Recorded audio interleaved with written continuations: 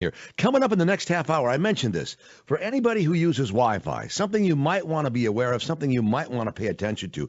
Going to have a conversation with Greg Scott. Greg Scott is a tech guy. We'll tell you how you can get this information when we're all done, too, just by going to his website. But we'll take a look at that on Mid-Morning Money and see if we can't sort through some of the particulars you need to be taking care of to take care and protecting your Wi-Fi. So we'll get that coming up. It is 10:30 now, News Radio 830 WCCO. Let's take the break here for traffic and weather, and then we'll come back and we'll chat with Greg Scott about your internet safety. Radio.com.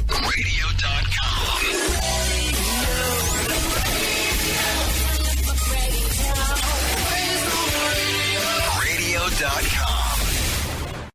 Good morning. John Hines with you here on WCCO Radio, and I am going to take a moment here and do some updating on my tech information here with Greg Scott. Mid-Morning Money brought to you by Bain O'Leary, Minnesota's retirement experts.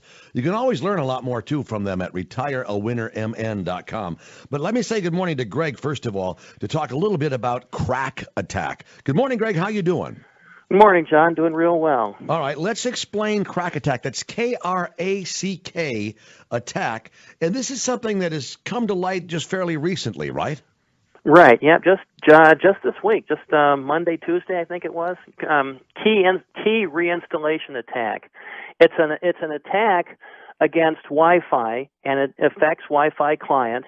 And essentially what happens is a researcher named Matthew Van Hoof found a vulnerability where a bad guy can step in and launch a man-in-the-middle attack against a Wi-Fi client and then steal everything important, all your credit card numbers and bank account numbers, and you name it, they can steal it. Okay, so explain to me how the man-in-the-middle attack would work. What would have to be done to pull this off? I should probably explain what a man-in-the-middle attack is first, and then how to do it. Let's say you're my banker. So I call you, or I send you an email. I say, John, I want you to move $100 from my checking account to my savings account. And so then you do it, and you say, okay, Greg, we're all handled. So you and I have a dialogue. You do what I ask, and life is good. Now, let's say your producer, Dan Cook. Dan put a black hat on. Dan's an evil intruder, and he wants to make some money. So now I call you and I say, John, move $100 from my checking to my savings. And Dan gets in the middle, and Dan pretends to be me, and he says, hey, John, this is Greg. And then, John, I want you to move $100 from my checking account to the savings account of my good friend Dan Cook. Would you do that for me? And you think it's me asking, but really it's Dan pretending to be me asking. So you do what Dan says, thinking it's what I say, and then Dan impersonates you to me, and neither one of us know that we've been hoodwinked. That's a man in the middle. There's literally somebody that gets in the middle and impersonates both sides to the other one. So does this only become a problem if you are moving money back and forth, or is this also a vulnerability that could be employed when you're making a purchase or something? This is a vulnerability that can be employed for anything, for anywhere. I use checking accounts and savings accounts as an example because it's easy to visualize. But if you launch a man-in-the-middle attack in general, you're impersonating both sides to the other side. It can be money, it can be passwords, it can be the keys to the nuclear code, to the nuclear launch the missile codes. Oh, don't say that. Don't say that. Don't say that. Don't scare. Let's not start mass panic in the streets. Yeah, really. Well, it could also be grandma's cookie recipe. How's that?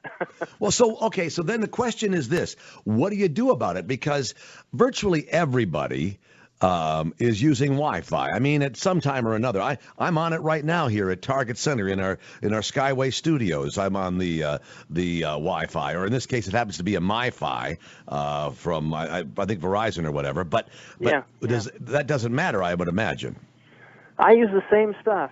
The good news is about all this is there's a patch.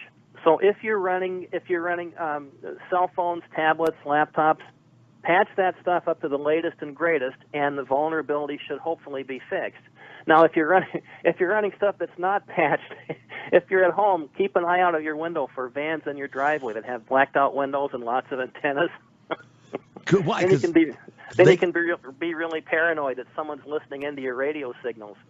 In in order to do this attack, an attacker has to have physical access to the radio signals between your Wi-Fi router or your Wi-Fi access point and your device. If they can't hear your radio signals, they can't attack. So somebody has to be physically close to you. So if there's somebody sneaking around outside your house underneath your windows with a cell phone, well, take care of it. Call the police. I would say that's a good idea. So probably this is why we get that warning. Another reason, like to avoid an unfamiliar Wi-Fi connection, something that you haven't been told at least is secure. Like if you are in an airport or something. My girlfriend says she'll never access a Wi-Fi because she doesn't know, if it's not password protected, but even password protected doesn't make that much difference, does it?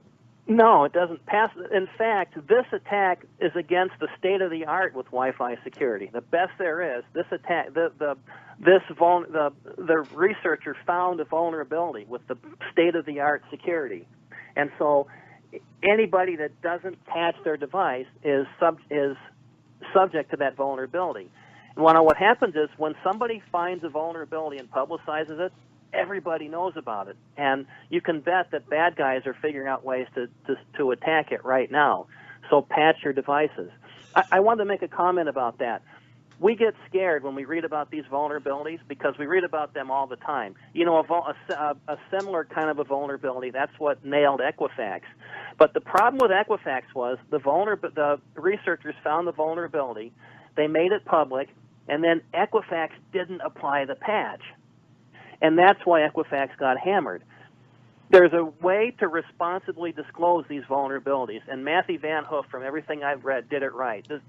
If you read through the details on this one, this is a case study for how to do it right. Well, here's a question. Another question I have for you then.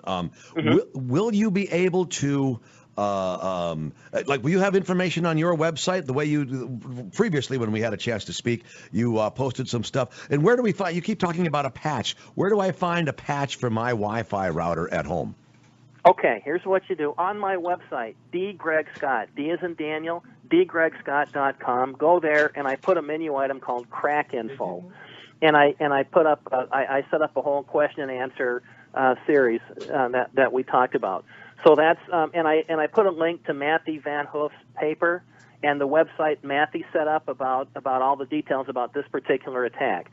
So that's where to find information. Just find it right there, dgregscott.com. D as in Daniel.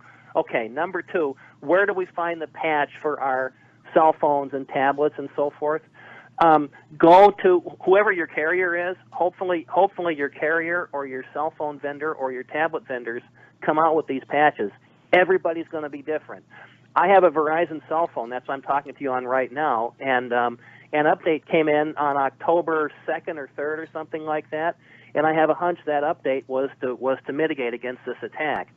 So if you have a Windows system, do a Windows update, get the latest and greatest from Microsoft. If you've got an Android device, go to whoever your Android vendor is and get that thing patched. If you've got access points and Wi-Fi routers, go to the vendors and see if they make sure they have patches. If the vendors don't have patches, then use that as a criteria for the next time you buy stuff. These software vulnerabilities happen all the time. And if you are buying devices, these kinds of devices, part of what should determine your buy strategy is how well does the vendor keep up with patches and bug fixes ongoing. You want someone that's going to support this stuff for the long term. It's not just a one-time transaction. Got it. Okay. Now go slowly through your website again, where people should go just to read up on all the things and to kind of rehash everything that you've just told us. So because people don't get it when you say it the first time, and they're going to get in touch with the studios after you are off the air, they're going to ask the same question again. What was that website again? So what is it? D as in Daniel, dgregscott.com. GREGSCOTT. With a D as in Daniel in the front. So all right, dgregscott.com, all straight across, just like that. Hey, good stuff as always. Good information, Greg, and I appreciate you putting it together for us here on WCCO. How did you first find out about the crack attack? I'm We're just laughing because you told me about it. yeah. I know. That's why I'm laughing too. So Yeah. I like it though. I appreciate it. I knew right who to go to, though. I knew exactly who I should check with when I found out about it. So, and that was you. You told me about it. I did some homework and I put together the questions and answers, and I'm happy to do it. I enjoy this stuff. It keeps me alive. All right. Hey, let me remind people too. Well, you'll probably find it when they go to your website because you still got your book online, right? The Bullseye Breach. I sure do. I've got links to it. Yeah, and Okay. book number 2 is looking for a publisher, so keep an eye out. That should come out soon. All right, great. Hey, we'll talk to you again real soon, Greg. Thank you. Thanks for having me. It is 10:48.